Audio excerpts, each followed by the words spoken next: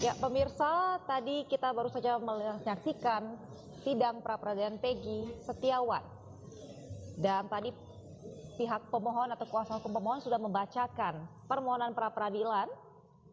Dengan keputusan ini sidang jawaban dari termohon atau dari pihak Polda Jawa Barat akan dilangsungkan esok hari 2 Juli 2024 pukul 9 pagi. Sedangkan untuk replik jam 1 siang dan juga untuk agenda duplik ini ba'da asar atau sekitar jam 4 sore.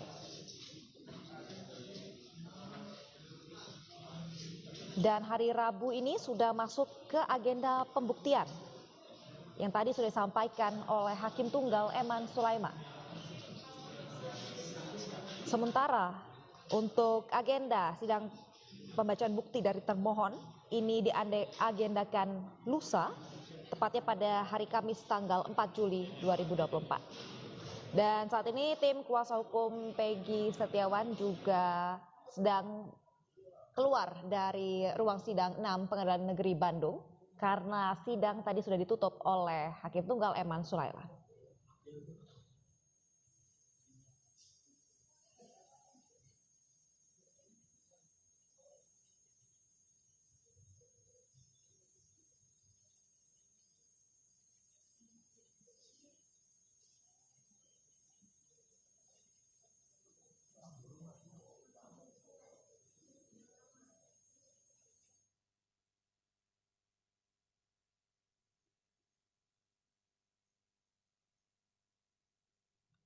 Ya pemirsa, untuk mengetahui situasi terkini di Pengadilan Negeri Bandung, kami sudah terhubung dengan rekan Faisal Rinaldi. Ya, selamat pagi Faisal. Bagaimana kondisi di sana saat ini setelah penutupan sidang dari Hakim Eman Sulaiman?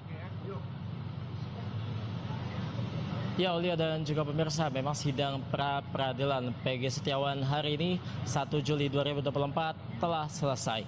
Di mana Hakim Tunggal Eman Sulaiman tadi sudah menutup persidangan dan untuk agenda sidang hari ini hanyalah pembacaan surat permohonan yang dibacakan oleh kubu atau tim kuasa hukum dari Peggy Setiawan selaku pihak pemohon gugatan ini.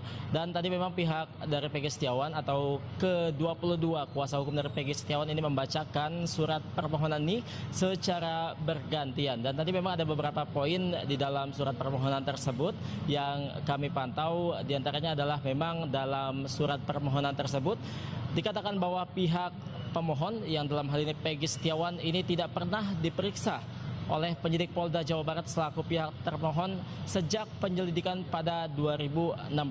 Kemudian tadi dikatakan juga di dalam surat permohonan yang dibacakan oleh tim kuasa hukumnya bahwa pihak atau pemohon dalam hal ini Peggy Setiawan ini tidak mengetahui status tersangkanya sampai ia ditangkap oleh pihak termohon atau dari penyidik Polda Jawa Barat saat itu.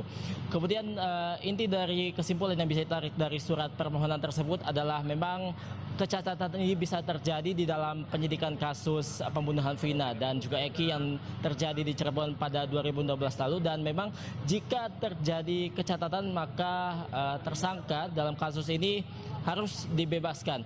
Dan Aulia dan juga pemirsa, dapat kami sampaikan pula bahwa memang untuk agenda selanjutnya adalah agenda pembacaan tanggapan dari pihak termohon atau dalam hal ini Polda Jawa Barat yang akan dilangsungkan besok sekitar pukul 9 pagi. Ya Aulia, ini adalah ibu dari Peggy Setiawan yang baru saja keluar dari persidangan atau pra-peradilan hari ini. Ya, ini kita nantikan sama-sama Aulia apa tanggapan dari ibunda Peggy dan juga kuasa hukum dari Peggy Setiawan, yakni Tony RM. Oh, di sini aja. Bang Tony boleh agak ke sini, Bang? Gimana cepetan? Ya, Aulia, ini adalah ibu dari Peggy Setiawan, jadi Ibu Kartini bersama dengan kuasa hukumnya yakni Tony RM yang akan Ibunya Pak. Boleh. Ada lagi mau nikah? Oke. Ibu Kartini di depan, di sini di tengah Ibu Kartini ya. Maju ngarep, Bu. Pilih ngarep. Sampai ibu yang dulu. Oh, siap, boleh. Nanti kita nambahin. Oke. Oke, udah. Ya. Oke, Bang, gimana Ya. Bang? Barusan apa sih namanya, apa aja poin-poin yang kemudian dilontarkan dalam pra peradilan ini? Ya, yang pertama hasil pembacaan permohonan kami. Yang pertama poin-poin kami itu terkait dengan penetapan tersangka, error in personanya. Artinya kita lebih menitik beratkan bahwa yang kami nilai di sini adalah salah orang, salah sasaran, salah objek atau error in persona. Itu yang kami tekankan di dalam permohonan pra peradilan kami. Ya kan? Jadi semoga juga pihak termohon mampu untuk menjawab apa yang menjadi gugatan atau permohonan kami.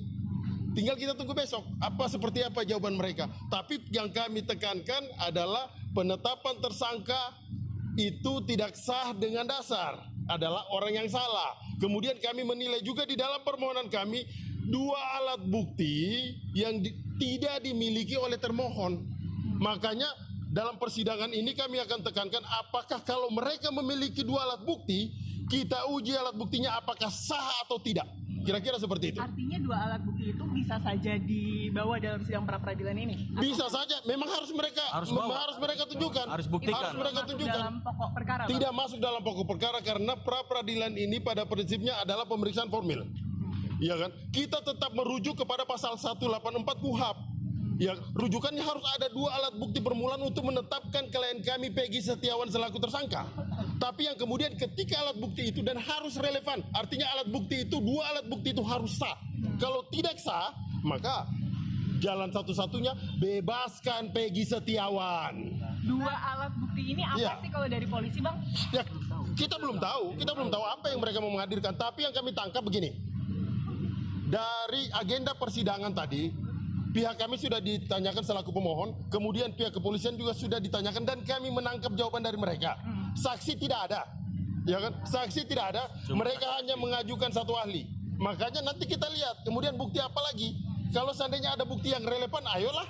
Kalau seandainya saksi tidak ada, maka rasa-rasanya logika hukum saya menekankan kira-kira nggak ada saksi dalam perkara ini yang dimiliki oleh pihak termohon. Kira-kira seperti itu. Dari pihak Peggy sendiri bukti bahwa ini terjadi salah tangkap itu apa? Tadi disebutkan memang di sidang kan ada ide apa? Jelas sekali ini yang pertama kami sampaikan. Peristiwa terjadi itu di Cirebon, Peggy Setiawan berada di Bandung, itu kami sudah tekankan. Saksi-saksinya pun juga jelas. Buktinya juga semuanya jelas. Jadi kita sudah menekankan itu. Kalau hal-hal lainnya lagi, makanya kami melihat bahwa peristiwa ini, perkara ini sudah 8 tahun lamanya. Apakah penetapan Peggy Setiawan ini sesuai? Kami menilai ini tidak sesuai karena Peggy Setiawan dan Peggy Peron adalah 2 figur yang berbeda. Kira-kira seperti itu kawan-kawan. Tadi disebutkan juga kan, Ya. dijelaskan juga kan tadi karakter atau sosok yang berbeda itu seperti apa? Teh? Ya, kita sudah menjelaskan mulai dari ciri-ciri fisik, ya kan, kemudian alamat, ya kan, usia juga semuanya berbeda. Iya berbeda. Tidak bisa kita memaksakan. Makanya kami mengajukan pra peradilan ini karena kami menilai bahwa terhadap klien kami ditangkap dulu, baru dicocok-cocokkan nih. Dicari saksi, cari bukti. Ini penegakan hukum seperti ini kami lihat adalah sewenang-wenang. Karena yang kami butuhkan adalah penegakan hukum yang fairness, yang betul-betul menjunjung tinggi hukum sebagai panglima. Jangan sampai begini, kita sama semua di depan hukum, tapi kita tidak sama di depan penegak hukum. Jangan sampai itu terjadi. Kira-kira seperti itu kawan-kawan. Terkait tadi sosok yang berbeda ciri-ciri fisik itu nanti alat buktinya akan dihadirkan apa, Bang? Pembuktian ini silakan pihak kepolisian dulu membuktikan. Iya kan? tambahkan Iya ya. kan? Oke. Jadi alat bukti yang akan kami ajukan bahwa DPO berbeda dengan Peggy Setiawan, kami mempunyai penetapan DPO yang diumumkan oleh Polda Jawa Barat, ya, 3 orang, Andi, Dani, dan Peggy alias Peron. Itu sudah jelas kami akan jadikan bukti, ya, bahwa DPO-nya itu adalah Peggy alias Peron, khususnya dengan ciri-ciri rambutnya keriting, kulitnya tinggi 160, tinggalnya di Banjarwangunan. Nah, yang ditangkap ini rambutnya tidak keriting, Peggy Setiawan ini lurus.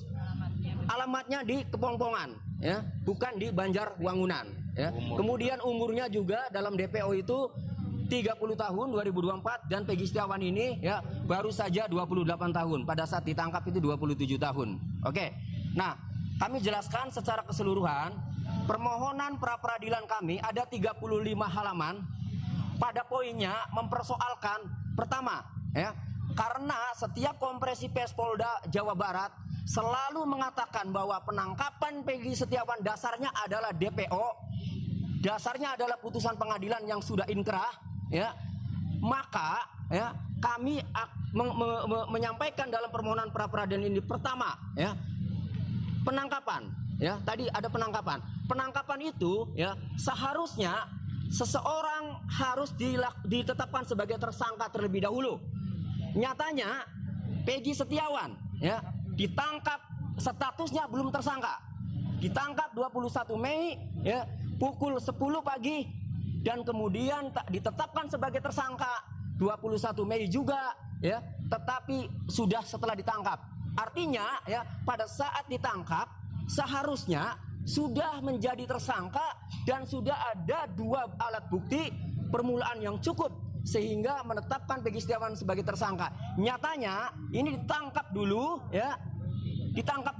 ya, kemudian ditetapkan tersangka. Seharusnya tersangka dulu.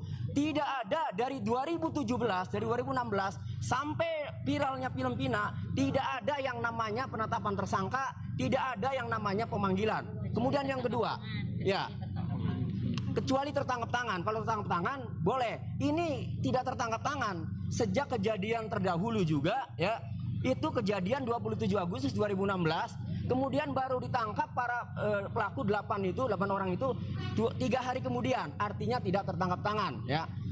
Jadi pertama mempersoalkan penangkapan ya.